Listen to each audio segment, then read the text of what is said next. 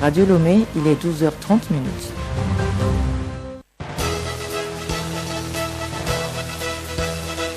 Le journal Nabara Nafara Moudar.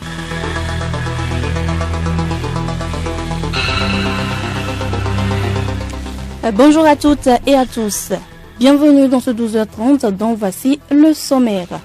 Différence de traitement des clients, les prix non harmonisés sont notamment des manquements relevés dans la prestation des agences d'assurance. Pour y remédier, une rencontre de 3 jours réunie à Lomé les experts en assurance automobile. Elles améliorent leurs sources de revenus à travers les cultures maraîchères. Les femmes occupent davantage les espaces pour la culture des légumes. Dans ce journal, nous irons à la découverte de Dame Onyondo Amélie, jardinière de la préfecture de Vaud. Un nouveau plan comptable pour les ONG et associations à partir du 1er janvier prochain. Le système comptable des entités à but non lucratif est en échange à Lomé. Sport football, la préparatif du championnat d'Afrique des Nations CHAN 2024. Le second stage des éperviers a démarré hier sans le joueur d'Asco de Cara.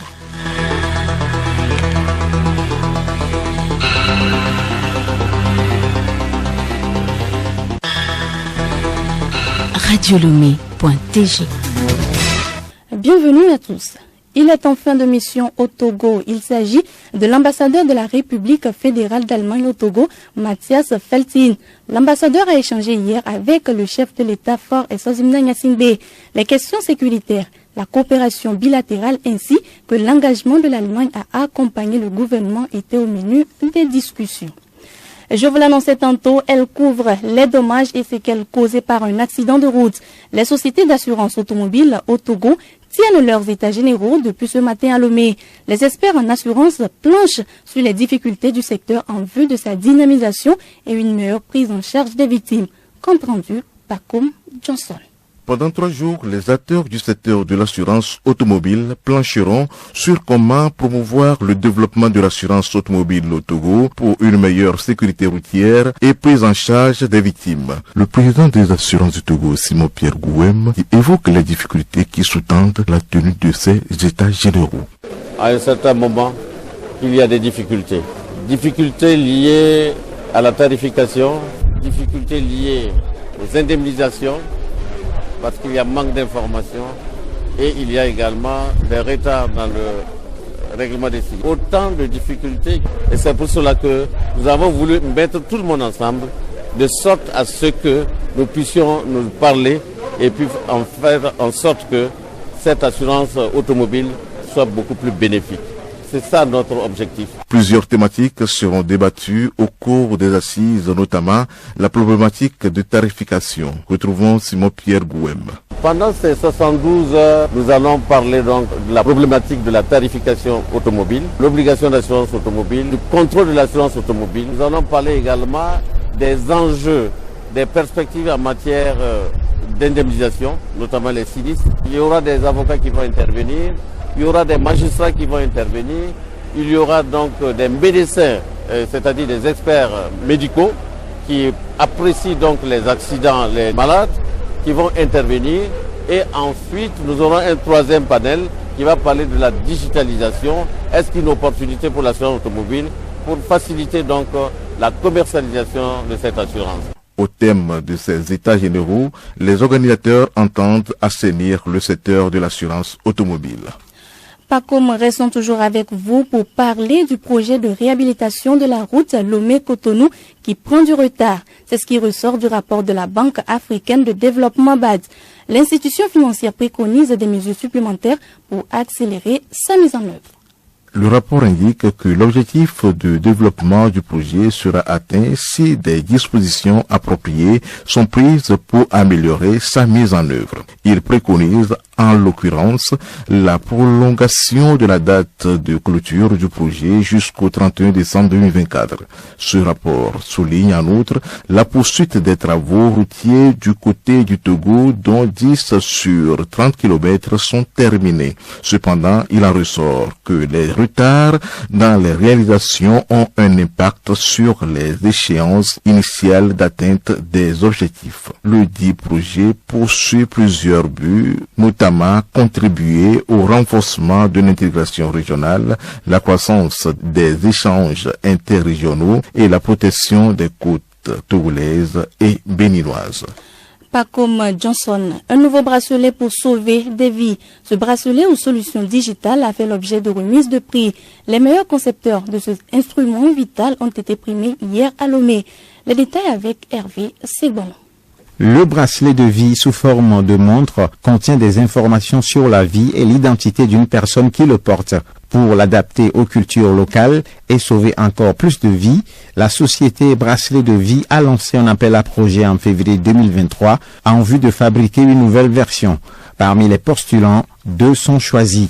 Le premier prix est allé à Koudio Papa, représentant de Jericho Coiffure. Je suis content, très content même. Ils nous ont demandé une nouvelle version du bracelet de vie, Made in Africa. Moi, j'ai choisi le cuir. Le deuxième prix est arraché par Germaine Houssinou, artisane du Bénin. Elle explique les choix des matières de son bracelet. J'ai utilisé comme matière le jean recyclé. Le jean recyclé déjà parce que le jean c'est une matière que tout le monde adopte. On porte aisément et j'ai choisi recyclé pour accompagner l'idée de sauver des vies humaines. Dr Ekoué Kouvaré Damien, médecin parmi les participants, trouve important la nouvelle version du bracelet de vie. Nous sommes dans un contexte marqué de plus en plus par des maladies cardiovasculaires, par des crises cardiaques, l'hypertension, le diabète, les accidents de la circulation. Et nous pensons que dans toute cette situation d'urgence où il arrive que vous receviez en urgence des patients dont vous n'avez pas notion de l'identité, il est important que ce bracelet de vie qui retrace toutes les données de la personne soit une innovation importante. Lors de cette cérémonie de remise de prix, un appel à dons à 1000 enfants de l'orphelinat Mada Charity a été lancé. Un don de 10 millions. Yawavi Vodjogbe, fondatrice de l'établissement. Quand un enfant tombe ou bien qu'il se perd, qu'on n'arrive pas à retrouver ses parents ou bien à savoir d'où il vient, on se dit pourquoi ne pas le faire. Donc aidez-nous à avancer dans ce projet.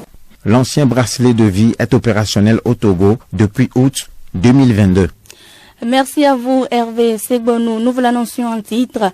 Un nouveau système de comptabilité sera bientôt sur le marché. Il s'agit du système comptable des entités à but non lucratif qui vient remplacer le Cisco-ADA. Les experts comptables se forment à Lomé sur ce nouveau document. Un document qui prend effet à partir du 1er janvier 2024. Cette formation de 3 jours est une initiative de l'Ordre national des experts comptables et comptables agréés au Togo, ONECA. Nous y reviendrons. Autre sujet dans cette édition, la Cour d'appel de Lomé a pris une décision qui fera sans doute jurisprudence au Togo. Clarisse Tombité. Elle aurait annulé la décision numéro 097-2021/ARMP/CRD du comité de règlement des différends de l'ARMP, aujourd'hui ARCOP, sanctionnant le groupe EcoSab pour 3 ans. Cette décision de sanction était précédée de certaines injustices manifestes subies par cette structure qui lui ont fait perdre 2 marchés cumulés estimés à plus de 4 milliards de francs CFA. À travers cette décision, la Cour d'appel de Lomé vient de démontrer aux yeux du monde entier que la justice togolaise reste debout et que tout n'est pas noir. Activité génératrice de revenus, le jardinage est très pratiqué par les hommes. Aujourd'hui, les femmes font aussi des prouesses dans ce secteur. Onyondo Amélie est l'une d'entre elles. Jardinière de la préfecture de Vaud, Amélie a pris part à la formation des producteurs sur le biochar. Elle veut améliorer davantage ses rendements. Odette Pira a fait sa connaissance à cette séance de formation.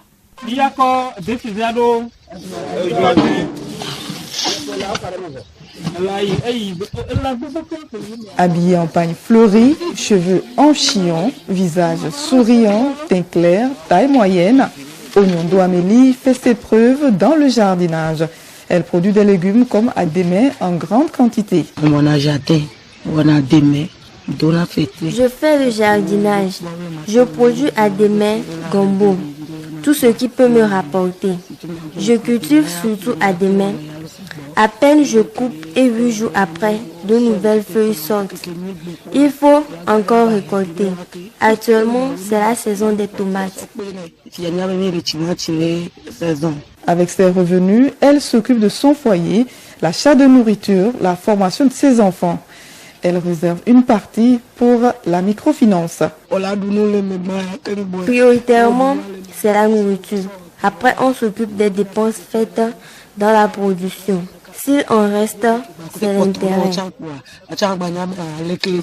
Comme Amélie, les femmes sont nombreuses à attaquer les jardins de Lomé à Saint-Cassé.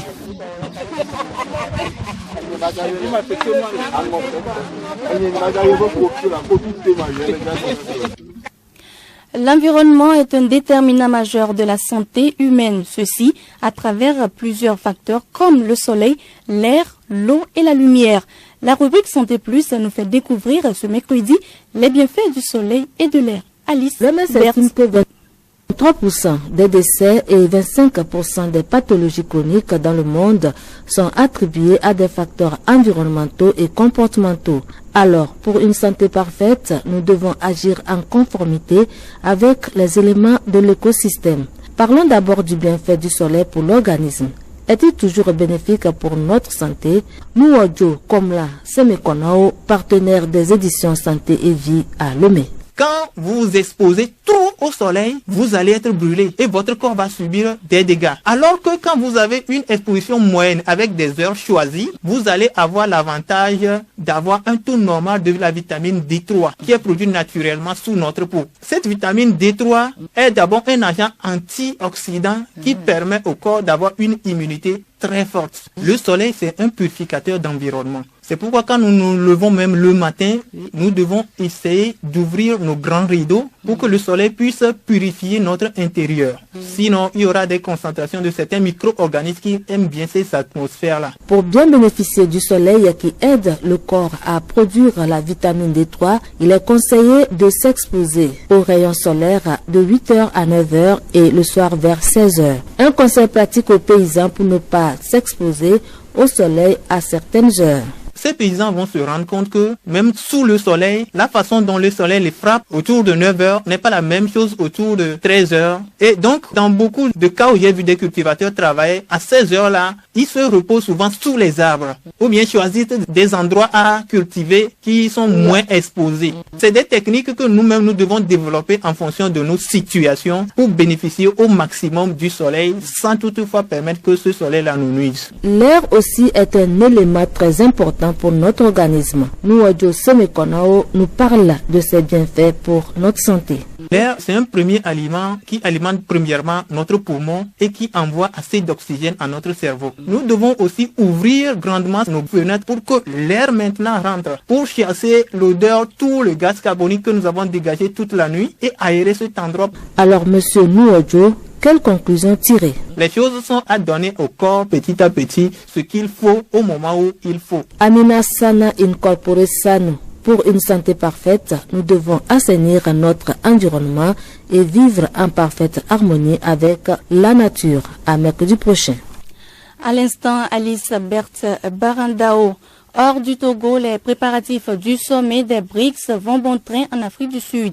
Un sommet qui se tiendra du 22 au 24 août prochain à Johannesburg. Un premier rassemblement est prévu cette semaine entre les partis politiques du bloc et ceux considérés comme alliés par l'ANC. Cependant, une principale question est en suspens. La venue ou non du président russe Vladimir Poutine sous le coup d'un mandat d'arrêt international. Une arrestation inter-sud-africaine équivaudrait à une déclaration de guerre pour le président Cyril Ramaphosa. Sécurité alimentaire au Nigeria, le président Bola Tinubu déclare l'état d'urgence. Les prix des denrées alimentaires sont en hausse et menacent le pouvoir d'achat de plus de 300 millions de Nigériens. Parmi les initiatives prises, il est prévu d'utiliser l'argent économisé grâce à la récente suppression de la subvention sur les carburants pour fournir des engrais et des céréales aux agriculteurs. L'insécurité alimentaire préoccupe depuis longtemps le Nigeria, pays le plus peuplé de l'Afrique. En Tunisie, l'ONG Human Rights Watch dénonce des abus graves contre les migrants africains. Elle évoque, entre autres, des passages à tabac, des arrestations et des détentions arbitraires, ainsi que des expulsions collectives. Sport football, préparatif éliminatoire CHAN. Les éperviers locaux ont démarré leur deuxième stage ce mardi.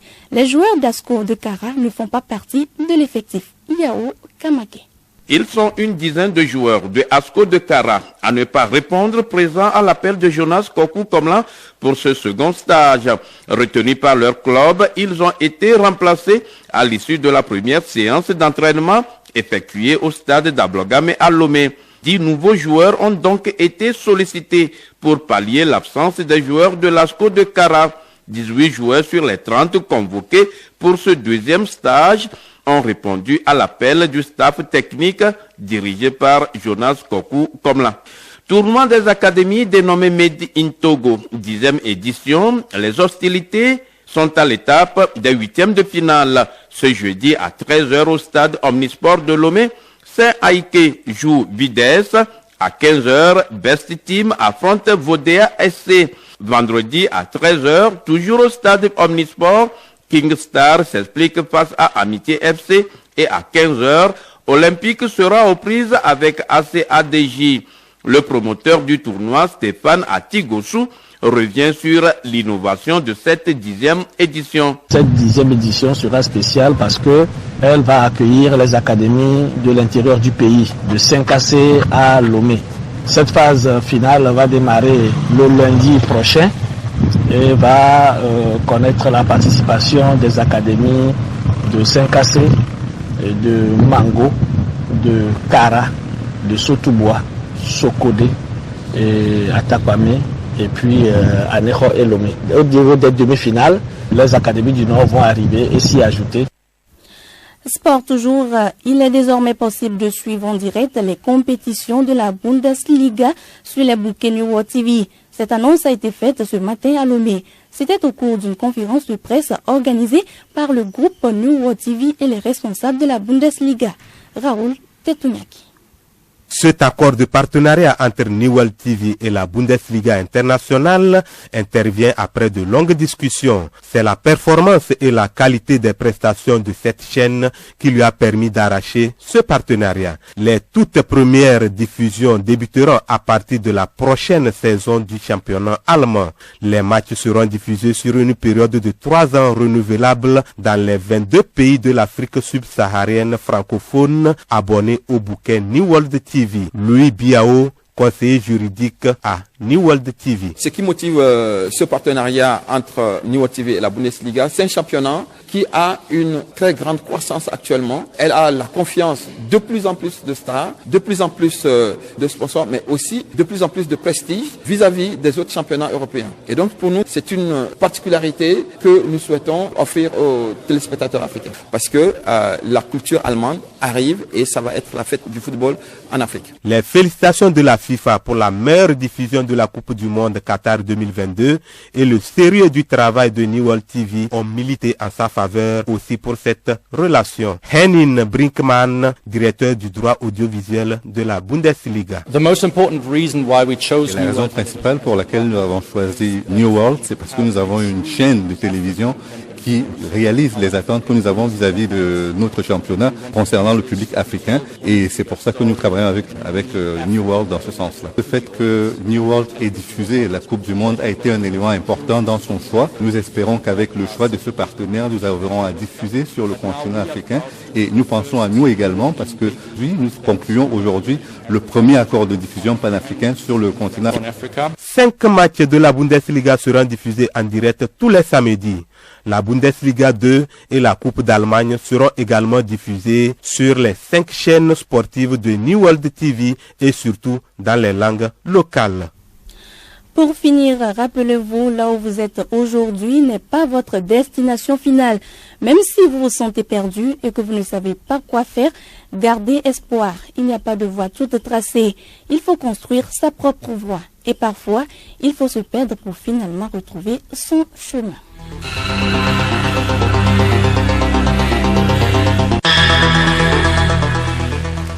Madame, Monsieur, voilà, cette édition de la mi-journée se referme. Merci de l'avoir suivi. Le rappel des titres. Différence de traitement des liens des clients, les prix non harmonisés sont notamment des manquements relevés dans la prestation des agences d'assurance. Pour y remédier, une rencontre de 3 jours réunit à Lomé les experts en assurance automobile. Bon après-midi à toutes et à tous.